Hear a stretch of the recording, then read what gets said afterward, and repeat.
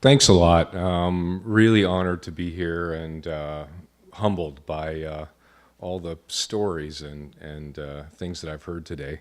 This isn't that hard for me. It's going to be hard to relive what I'm going to talk about, but it's not hard because I don't. I think I'm trying to do it because there's a greater message there. And I should start off by saying I actually do play this thing, the harmonica, for a living, actually, which is a kind of a weird thing. But I'm a really lucky guy. I'm married and have a son, 19 years old, son Colin, and I live in southern Ontario. And I've had a really, really good career. I've been unbelievably fortunate, super lucky guy. It's like all of my musical sort of dreams got they came true really early. I mean, playing on the Grand Ole Opry and traveling all over the world and getting to actually make a living playing this thing. Won a bunch of awards and stuff, and things were going really, really well. And I was pretty self-absorbed guy, wanting to be the best harmonica player that I could be. That was sort of my whole thing, was about being the very best harmonica player I could be. And of course, family and all that stuff. But I got booked to go on this trip, and it was to play for Canadian peacekeepers, and we were headed to Alert, the northern tip of Ellesmere Island, and then on to Bosnia. This would be maybe even 13 years ago now. And my life took a giant detour, a giant unplanned detour. Changed everything. What happened was we got on this Hercules aircraft, and it was a gig where you really didn't have to think about anything. We were completely looked after, and all we had to do was really play. We stopped off for fuel in a place called Goose Bay, Labrador, and really remote area. If you were to drive there, the last 1,000 kilometers or so would be on a gravel road. We had a show to do in Goose Bay, and I'd heard a little bit about this Innu community that was just down the road from Goose Bay. And what I'd heard was that they had astronomically high suicide rates, and that they were dealing with some really heavy issues like gas sniffing. And it hadn't really hit the media's headlights yet. It just was kind of on the outside. You know, I just heard about it. When it was time to play our show in Goose Bay at the theater, I thought, you know what, this community of Sheshashi is like 20 kilometers down the road. I'll stir things up and I'll dedicate a song to the kids in that community just to see what would happen. And I did do that, and it was just like I reached out, and as if I was a dentist and I pushed on a nerve. It had exactly that kind of uncomfortable, really uncomfortable feeling. I played Amazing Grace and dedicated it to those kids, and it really was like I touched a nerve. And I went off the stage and kind of shook up a little bit. But afterwards, I was at the record table, and a guy came up to me and he said, "Hey, if you really want to see what it's like in that community," he said, "sneak away from your tour, and I'll drive you out there." He said, "I live in that community." So I told one person on this military tour that I was going to sneak away because, I mean, it's pretty remote, right? And I thought if I don't show up again, at least one person will know what happened.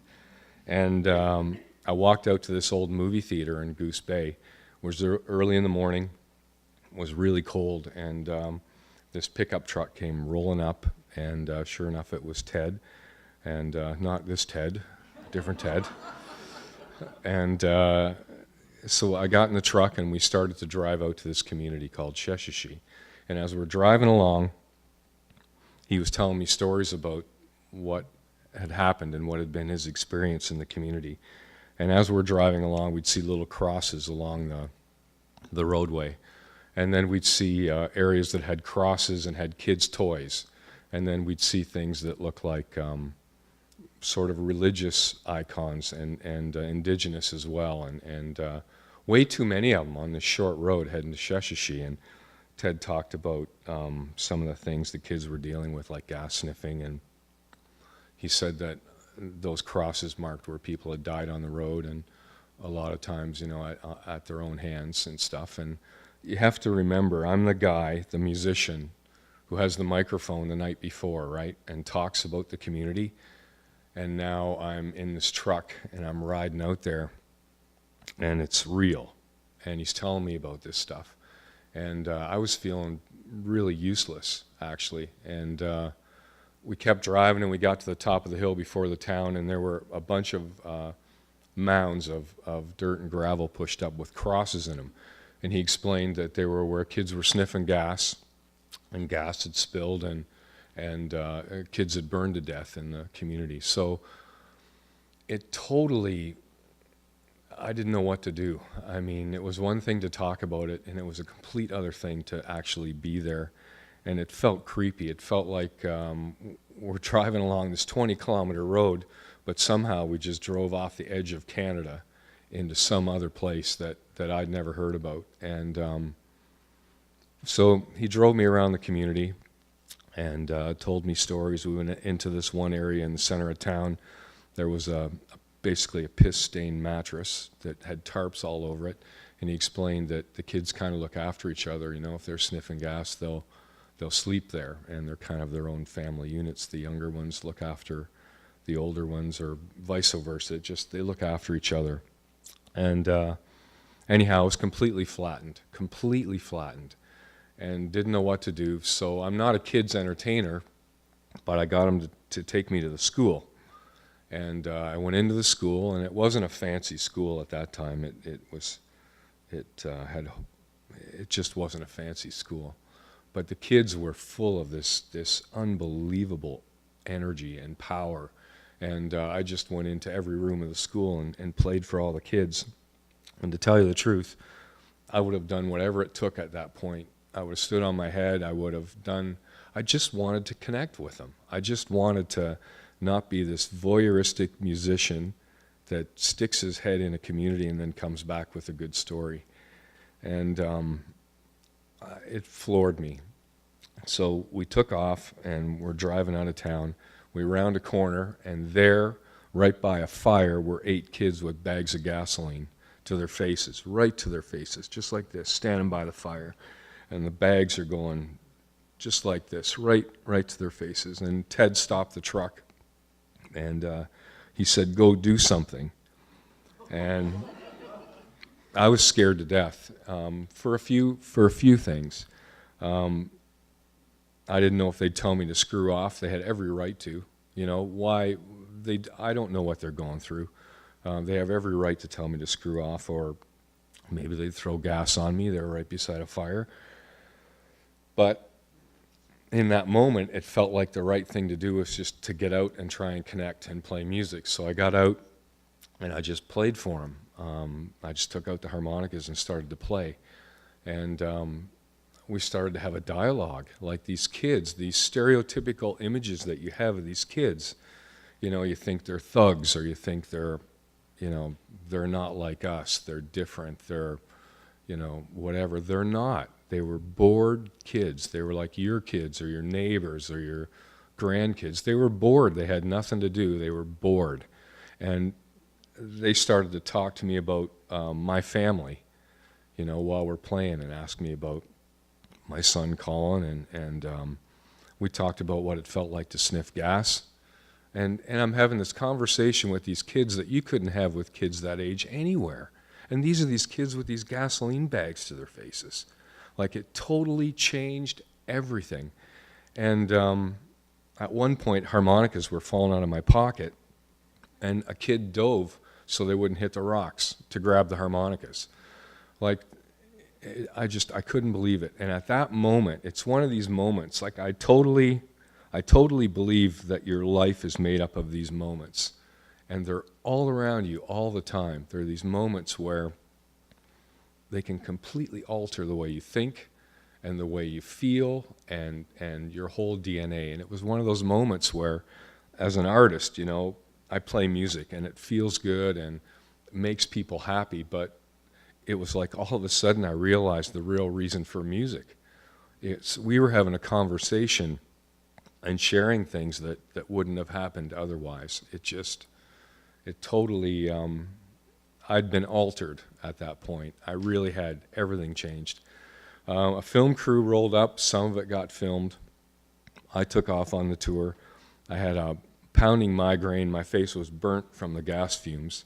And I went back and we went on to the northern tip of Ellesmere Island, which is past the magnetic pole, near the North Pole, actually.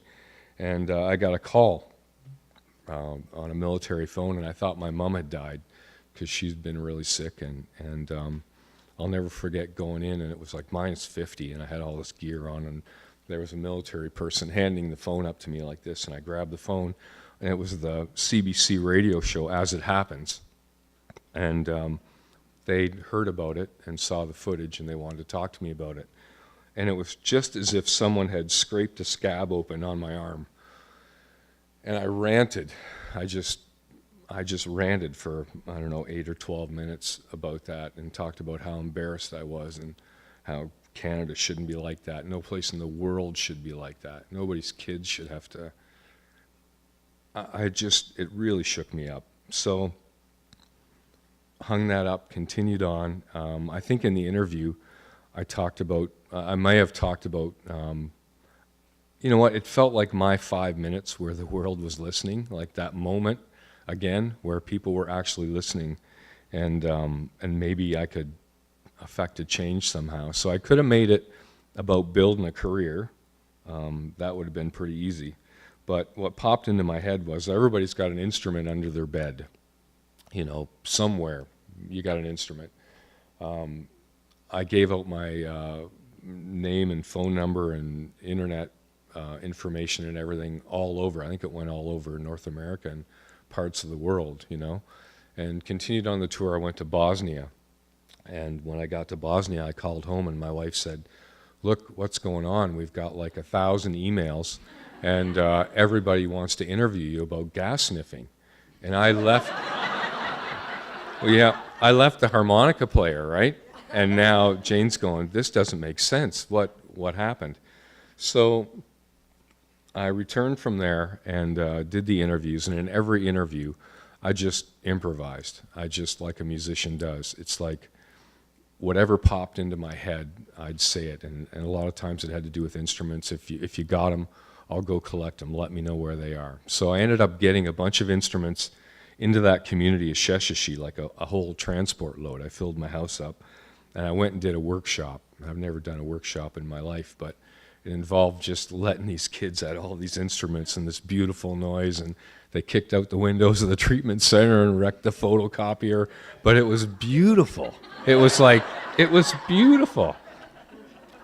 So from that point on, I sort of shelved my career as a harmonica guy, and I started to look for other communities across Canada. And I'd load myself up with harmonicas, and I'd go out into these fly-in communities. I'd go out in the bush at night, loaded with harps, and looking for kids who were sniffing gas.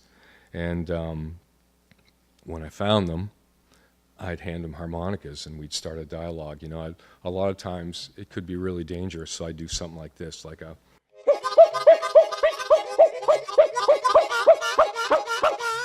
So you have to think, this weird guy in a hat, this white guy in a community barking, and these kids would just break up laughing. And I'd hand them harmonicas, and it would start the dialogue. So I just went to community after community on my own nickel, starting lending libraries and handing out maybe 10,000 harmonicas over the years in these communities. And it changed me in a really good way, made my soul as big as a house, and made my music real and all these things. But eventually started an organization called Arts Can Circle, and there's so many good people helping in these places now. But I saw a lot of stuff, and a lot of stuff that really shook me up, and it was hard to deal with. I had a reoccurring dream, and it had music in it that I couldn't explain to anybody, and so I tried to play it, and this is the only way I could play it. Purpose of this song is to put you in one of those communities more than a brief news flash, like the way it goes by. So I'm gonna play a Walk in My Dream for you here.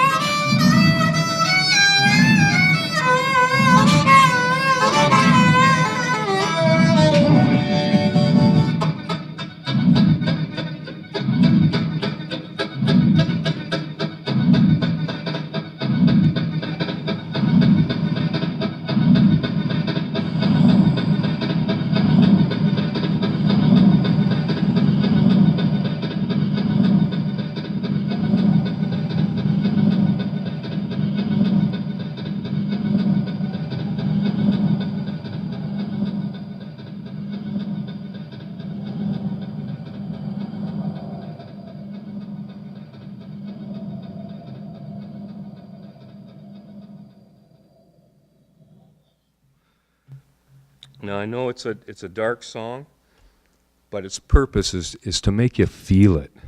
It's to make you feel it. If everybody can just go to that place for 2 minutes, you can make a giant change. I think that's all I got to say, I guess. Thanks.